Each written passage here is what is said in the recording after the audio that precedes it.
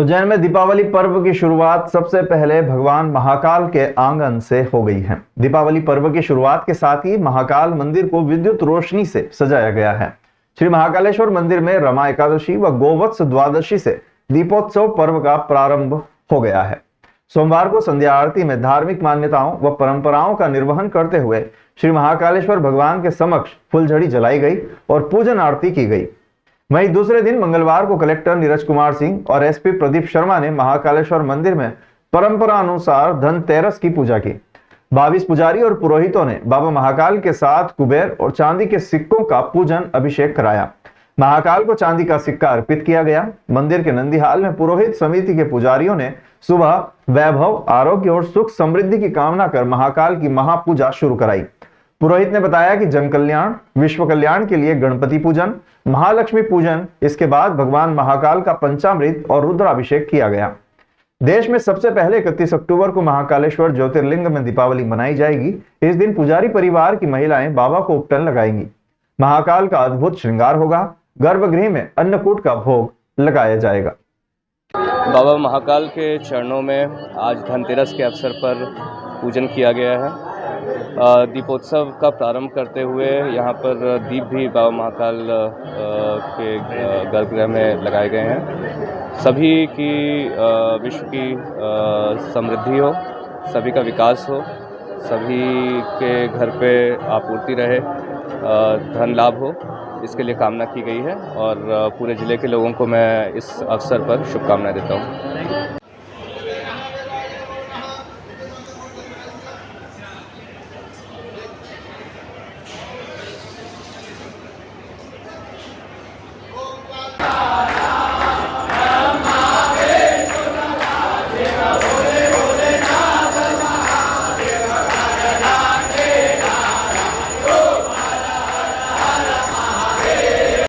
आज श्री महाकालेश्वर मंदिर पुरोहित समिति द्वारा प्रतिवर्ष के अनुसार और परंपरा अनुसार धन त्रयोदशी पर विश्व कल्याण के लिए, जन कल्याण के लिए और समस्त विश्व में सुवृष्टि प्राप्त हो, इसके निमित्त महापूजा रखी जाती है।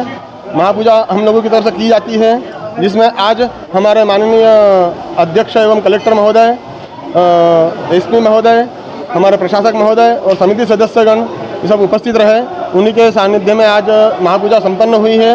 बाबा महाकाल का पूरा विधि विधान से महाअभिषेक किया गया और बाबा महाकाल से प्रार्थना की गई कि पूरे विश्व में शांति, संपन्नता प्राप्त हो और अखिल विश्व स्वस्थ रहे।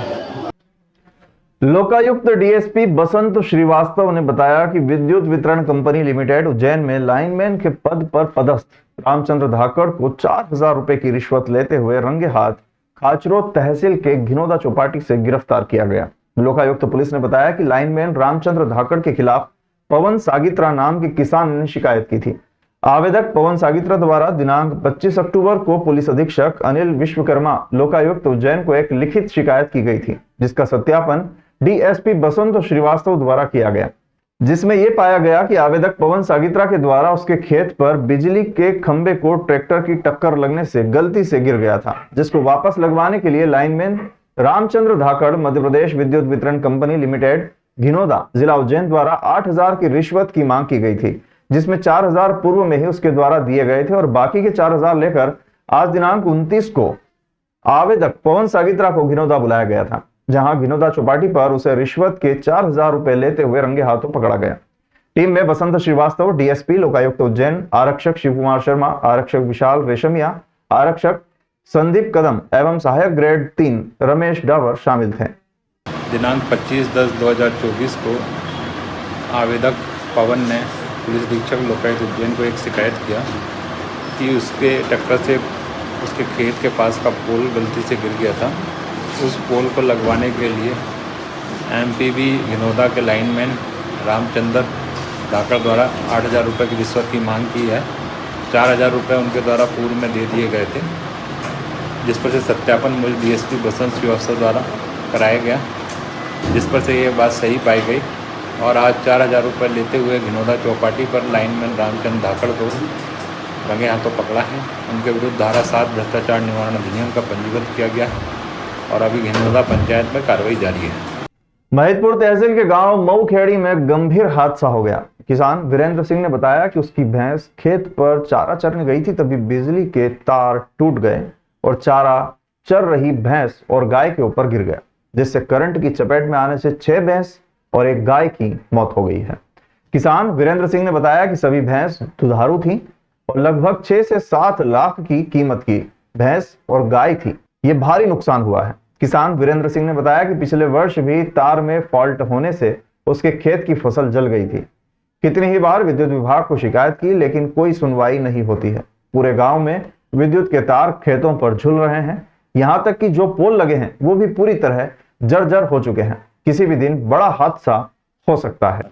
विद्युत मंडल की आए दिन समस्या है सर। ये पूरी लाइट, ये पूरा आप देख रहे हो ना पोल, ये पूरा खराब है, पूरा झुके हुए हैं, कहीं तार टच है, कहीं आपस में ये फॉल्ट होने की वजह से हुई है। अच्छा, ये तार टकराए होंगे आपस में करंट के, उसकी वजह से ही हुई है। पिछली बार भी गेहूँ जल गया। पिछली बार गेहूँ इनका खुद का ही इनका जल गया था, 8-10 बीघा गेहूँ। सर वायर टूटा था ऊपर से, यहाँ पे भैंसा चर रही थी। ये चरनोई रख रखी हमने भैंसा चराने के लिए। इसमें लाइट आई और वायर टूटा और उनके ऊपर गिर गया। कितनी भैंसे इसमें 6 भैंसे और एक गाय है।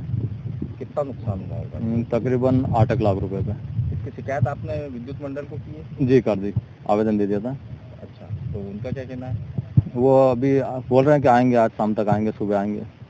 उज्जैन के नागदा के समीप रात 11 बजे शिक्षिका की कार को खारवा कला थाने में पदस्थ पुलिस वाले ने बुलेरो गाड़ी से खतरनाक टक्कर मारी, जिससे कार में बैठा पूरा परिवार बुरी तरह घायल हो गया। घायल शिक्षिका ने बताया कि वो अपने परिवार के साथ विवाह कार्यक्रम से नागदा घर कार से आ रहे थे, तभी सामने से तेज गति बुलेरो गाड़ी आई जो कि गलत साइड में आ रही थी। उसने कार को टक्कर मारी, जिससे कार दूर नीचे जाकर दुर्घटनाग्रस्त हो गई। इसमें शिक्षिका सहित पूरा परिवार बुरी तरह घायल हुआ है। घटना के बाद पुलिस वाला सहयोग करने की बजाय उल्टा घायलों को डांटता और धमकाता रहा। राहगीरों ने उसे पकड़ा तो वो खारवा कला थाने में पदस्थ होने की धमकी देता रहा। घायलों को अस्पताल पहुंचाया गया।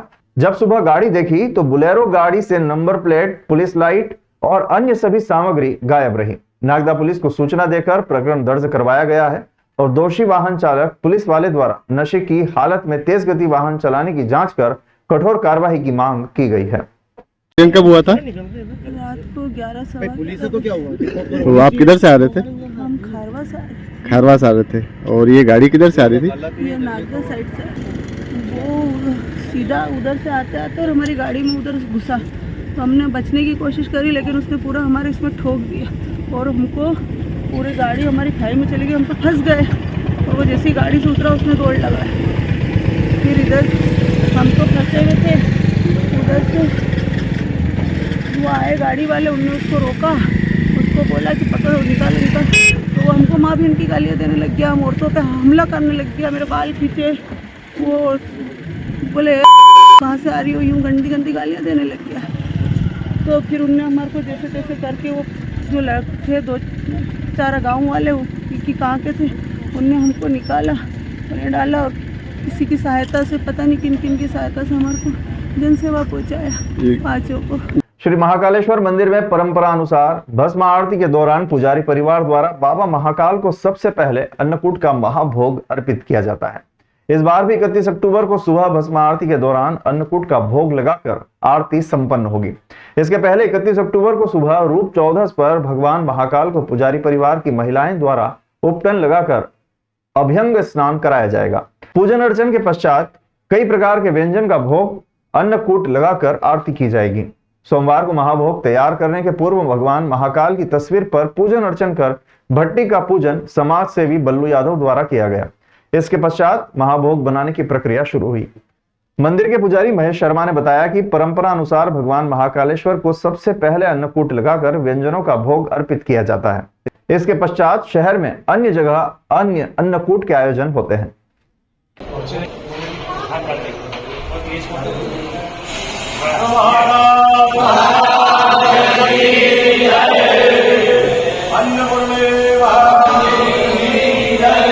आज तैयारी शुरू हुई है और हमारे बीच में समाज सेवी हमारे बबलू भैया हैं, जिन्होंने हमारे एसोसिएशन के भी हैं, और उन्होंने आज यहाँ पे दीप प्रज्वलित करके भट्टी की पूजा की है और आज से अन्नकूट महोत्सव का प्रसाद बनने का कार्य प्रारंभ हुआ। ये परंपरा है। और रूप चौदस के दिन भगवान को भोग लगाएंगे भस्म आरती में, और भगवान का उपटन लगा के भगवान को रूप निखारेंगे, और उनकी कपूर आरती भी पुजारी परिवार की महिला करेगी। मुख्यमंत्री से मांग भी की है फल की। हमने बबलू भैया के माध्यम से मुख्यमंत्री जी तक एक संदेश के रूप में हमने मांग की है कि प्रसाद बनाने के लिए हमें बाहर की धर्मशाला में यहाँ दूर जाना पड़ता है, जिससे कि पवित्रता में थोड़ा सा अंतर आता है। महाकाल मंदिर में पहले धर्मशाला ही थी तो सारे प्रसाद उधर ही बन जाते थे, तो पुनः इस नए निर्माण में एक प्रस्ताव ऐसा पास हो जाए जहाँ 5,000-7,000 स्क्वायर फीट जगह ऐसा हाल बन जाए, जिसमें 1.25 लाख लड्डू, अन्नकूट, शरद उत्सव और अन्य उत्सव जहाँ भोजन प्रसादी बनती है वहाँ भोजन प्रसादी वहीं बने और वहीं भगवान को भोग लगे। ये हमने उनसे निवेदन किया है। दीपावली के मौके पर शहर की हवा और आवाज के स्तर पर नजर रखी जाएगी। इसकी मॉनिटरिंग के लिए प्रदूषण कंट्रोल बोर्ड तैयारी कर चुका है। शहर में 7 स्थानों पर यह जांच की जानी है। इसमें 4 जगह मैनुअल आंकड़े जुटाए जाएंगे, जबकि 3 स्थानों पर सेंसर सिस्टम से जांच होगी। यह जांच 3 स्तर पर की जानी है। बड़े चौराहों पर मैनुअल तरीके से ध्वनि और वायु की गुणवत्ता की जांच होगी। वहीं रहवासी परिसर में इसके लिए ऑटोमेटिक जांच सिस्टम काम कर रहा है। प्रदूषण नियंत्रण बोर्ड के अधिकारी हेमंत तिवारी के मुताबिक ये जांच 3 स्तर पर की जाना है। दीपावली से पहले और बाद में इसके आंकड़े जमा किए जाने हैं। कोलाहल अधिनियम के तहत ध्वनि की तीव्रता की जांच होगी। ये 4 जोन के आधार पर रहेगी। इसमें silent zone, residential zone, commercial zone और इंडस्ट्रियल जोन शामिल हैं। पीसीबी प्रदूषण से निपटने के लिए गाइडलाइन जारी कर रहा है। इसके तहत अस्पतालों और वृद्धाश्रमों के आसपास पटाखों को न फोड़े जाने की बात कही गई है। तेज ध्वनि और धुएं से सांस की बीमारी से ग्रसित लोगों को परेशानी हो सकती है। साथ ही नागरिकों से ग्रीन पटाखों के उपयोग की सलाह भी दी जा रही है। ग्रीन पटाखों से कम वायु प्रदूषण और ध्वनि प्रदूषण होता है। जो परिवेशी वायु गुणवत्ता होती है उसकी मॉनिटरिंग की जाती है। वो मॉनिटरिंग में जो उसके निर्धारित पैरामीटर्स होते हैं उनको देखा जाता है कि उनका जो मानक है वो निर्धारित मानकों से अधिक तो नहीं है। साथ ही इसके अलावा जो दिवाली के दिन ये भी देखा जाता है कि जो पटाखे चलाए जा रहे हैं उनका जो साउंड इंटेंसिटी है, नॉइज़ लेवल है, वो निर्धारित मानकों से कम होना चाहिए। इस संबंध में हम लोगों ने लोगों से, आम नागरिकों से अपील भी जारी की है और अपील इस संबंध में की जा रही है प्रचार प्रसार के माध्यम से कि वो ग्रीन पटाखों का ही प्रयोग करें ताकि प्रदूषण कम हो। साथ ही लोगों को जो ध्वनि से जो परेशानी होती है वह कम से कम हो। मंगलवार को सरदार वल्लभ भाई पटेल की जयंती के उपलक्ष्य में राष्ट्रीय एकता दिवस के अवसर पर एकता दौड़ रन फॉर यूनिटी का आयोजन सुबह टावर चौक से किया गया। इसमें उज्जैन उत्तर के विधायक अनिल जैन कालूहेड़ा, नगर निगम सभापति कलावती यादव, महापौर मुकेश टटवाल, कलेक्टर नीरज कुमार सिंह, नगर निगम आयुक्त आशीष पाठक तथा अन्य अधिकारीगण तथा युवा खिलाड़ी शामिल हुए। दौड़ के पूर्व जनप्रतिनिधियों ने सभी को राष्ट्रीय एकता दिवस की शपथ दिलाई। विधायक अनिल जैन कालूहेड़ा ने इस अवसर पर कहा कि सरदार वल्लभ भाई पटेल ने स्वतंत्रता के पश्चात सभी रियासतों को संगठित कर एक भारत बनाया। उन्होंने दृढ़ इच्छा शक्ति का प्रदर्शन कर एक भारत श्रेष्ठ भारत का निर्माण किया। वहीं नगर निगम सभापति कलावती यादव ने कहा कि सरदार वल्लभ भाई पटेल स्वतंत्र भारत के पहले गृह मंत्री थे। उन्होंने एक भारत श्रेष्ठ भारत की संकल्पना को पूरा किया। इसके बाद गणमान्य नागरिकों ने हरी झंडी दिखाकर राष्ट्रीय एकता दौड़ को रवाना किया। दौड़ का समापन क्षीरसागर पर किया गया। लेता हूं कि मैं राष्ट्र की एकता, अखंडता, सुरक्षा को बनाए रखने के लिए स्वयं को समर्पित करूंगा और अपने देशवासियों के बीच यह संदेश फैलाने का भी भरसक प्रयत्न करूंगा। मैं यह शपथ अपने देश की एकता की भावना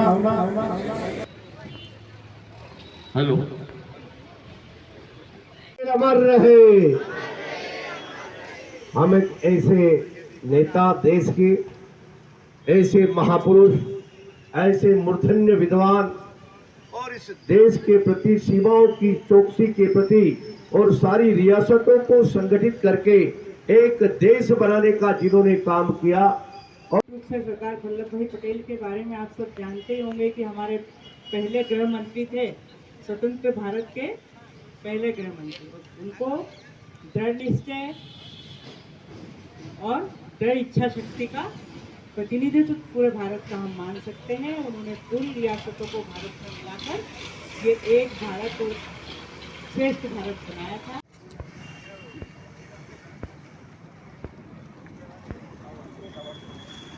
श्री महाकालेश्वर मंदिर प्रबंध समिति द्वारा संचालित चिकित्सालय में भगवान श्री धन्वंतरी का पूजन अर्चन किया गया। पूजन अर्चन श्री महाकालेश्वर मंदिर प्रबंध समिति के सहायक प्रशासक मूलचंद जुंडवाल द्वारा किया गया।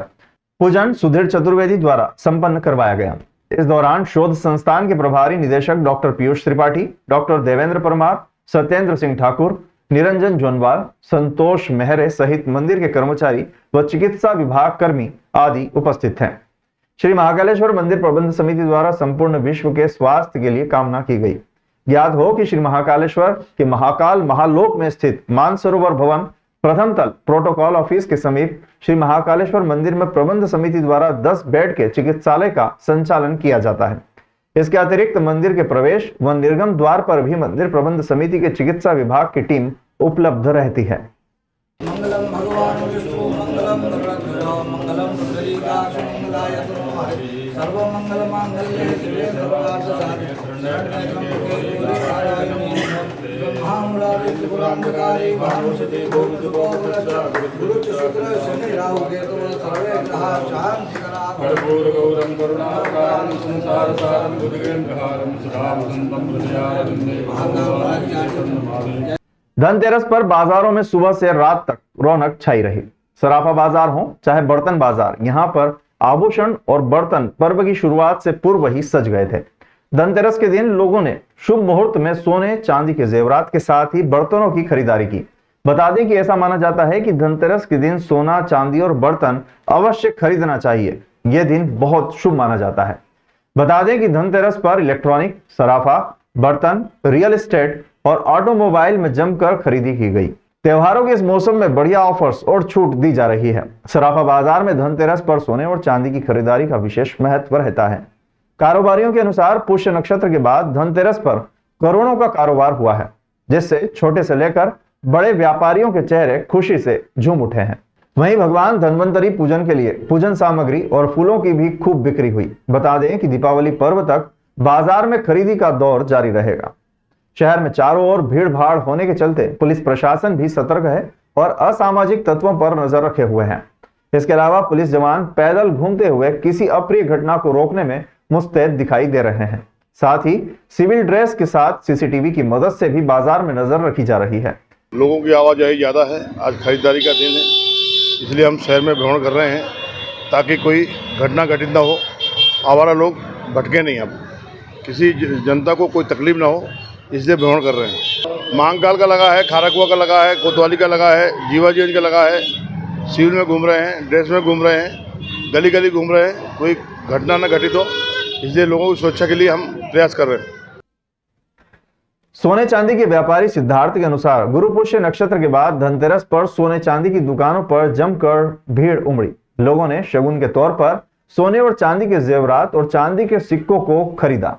उज्जैन में धनतेरस पर्व पर लोग सोने और चांदी के सिक्कों के साथ अन्य सोने के जेवरात भी खरीदते हैं। सिद्धार्थ ने बताया कि उज्जैन में करीब 40 से 50 किलो सोने चांदी का व्यापार हुआ। बता दें कि धनतेरस का पर्व होने के कारण सोने और चांदी की दुकानों पर देर रात तक लोग सोने और चांदी के जेवरात खरीदने पहुंचे थे। आज धनतेरस है और धनतेरस का विशेष महत्व होता है सोना चांदी और डायमंड खरीदने का, और बहुत अच्छा रुझान देखा जा रहा है। बाज़ार में बहुत भीड़ है और इतना भाव बढ़ने के बाद भी लोगों का उत्साह सोने में चांदी में बहुत उभर कर आया है। आज क्या भाव है सोने का, चांदी का? आज चांदी का भाव 96,000 समथिंग है और सोने का भाव 81,000। सारा हमने पूरा रेडी स्टॉक करके रखा था। सोने के अंगूठी, टॉप्स, पेंडल सेट्स, हार, चूड़ी, कड़े, सब आइटम रेडी रखते हैं। और आज के दिन महत्व स्पेशली मूर्तियों का भी रहता है और लोग चांदी और सोने के सिक्के खरीदते हैं और मूर्तियां भी हम सारी रेडी रखते हैं जो खुद डिज़ाइन करते हैं पूरा। भीड़ के हिसाब से और जिस हिसाब से सारे जितने भी शॉपकीपर्स हैं वहाँ पर जितनी भीड़ है उस हिसाब से अप्रॉक्स 40-50 किलो का व्यापार तो रहा ही होगा। साथ ही बर्तन व्यापारी नितिन और पायल भुतड़ा ने बताया कि धनतेरस के पर्व पर इस बार पटनी बाजार स्थित बर्तन बाजार में अच्छी खासी खरीदी हुई। आज के दिन बर्तन खरीदने का विशेष महत्व है, इसलिए लोग बर्तन खरीदने खासकर पूजन के बर्तन के लिए ज्यादातर पहुंचे थे। आज धनतेरस से, जैसा कि आप सभी जानते हैं कि धनतेरस में धन की वर्षा की होती है, तो आज के दिन बर्तन खरीदने का एक विशेष रहता है। लोग पीतल के बर्तन, स्टील के बर्तन, सभी तरह के बर्तन खरीदते हैं और आज से 5 दिन तक दीपावली पर्व मनाया जाता है। और मतलब कोई जैसे तिलसोद वगैरह है, स्टील के बर्तन हैं, उज्जैन में करीबन लाखों का व्यापार होता है। धनतेरस पे बर्तन का खरीदने का जो प्रचलन चल रहा है उसके हिसाब से बाजार में रौनक है। आज दिन से दीपावली की जो 5 दिन की शुरुआत हो चुकी है, बाजार में रौनक अच्छी है और हमको बहुत अच्छा रिस्पांस मिल रहा है। किस प्रकार का व्यापार, क्या खरीद रहा है? नहीं, आज मेन स्टील के आइटम में ज़्यादा रुझान है। इस बार जो त्रिपला है, कुकर है, कढ़ाई है, उसका ज़्यादा रुझान है। कितने का व्यापार होगा आज उज्जैन में, देखा जाए कि अंदाज बिल्कुल बताना मुश्किल है, पर जो सोचा नहीं था उससे अच्छा है। इधर पटनी बाजार व्यापारी निर्माता संघ के सचिव प्रकाश जैन ने बताया कि धनतेरस के दिन बर्तन खरीदने का विशेष महत्व है। लोग आज के दिन पीतल और स्टील के बर्तनों के साथ भगवान के पूजन के बर्तन खरीदकर सर्वप्रथम उनका धन्वंतरी के पूजन के साथ बर्तनों का पूजन करते हैं। उन्होंने बताया कि उज्जैन में धनतेरस के दिन करीब 1 करोड़ से अधिक का व्यापार बर्तन बाजार में हुआ है। व्यापारी निर्माता संघ प्रकाश आछा, आज धनतेरस के दिन बर्तन खरीदी का बहुत विशेष महत्व रहता है। उस हिसाब से बाजार में चहल पहल अच्छी है। शहरी ग्राहकी के अलावा गांव के लोग भी मार्केट में बहुत हैं। प्रशासन की ट्रैफिक व्यवस्था बहुत सुचारू और बहुत अच्छी है। सुबह 1-1.5 घंटे जरूर ट्रैफिक में तकलीफ आई थी, पूरा जाम लगा था। 1-2 फ़ोन करे, उसके बाद ट्रैफिक व्यवस्था बहुत बढ़िया हो गई है और व्यापार भी अच्छा है। आज जो है लोग धनतेरस को बर्तन खरीदी का बहुत महत्व रहता है। आज विशेष रूप से लोग पूजा पाठ के बर्तन, जिसमें तांबे के लोटे, पीतल की समाई, ये चीज़ बिक रही है। स्टील में फैंसी वैरायटी बिक रही है। स्टील में उज्जैन में कितना का व्यापार होगा? उज्जैन में लगभग पटनी बाजार में 80 दुकानें बर्तन की हैं और पूरे शहर में करीब 250 दुकानें बर्तन की है। 1 करोड़ अंदाजन व्यापार का अनुमान रहता है कि पूरे शहर की बर्तन दुकानों पर 1 करोड़ रुपए का व्यापार हो जाएगा।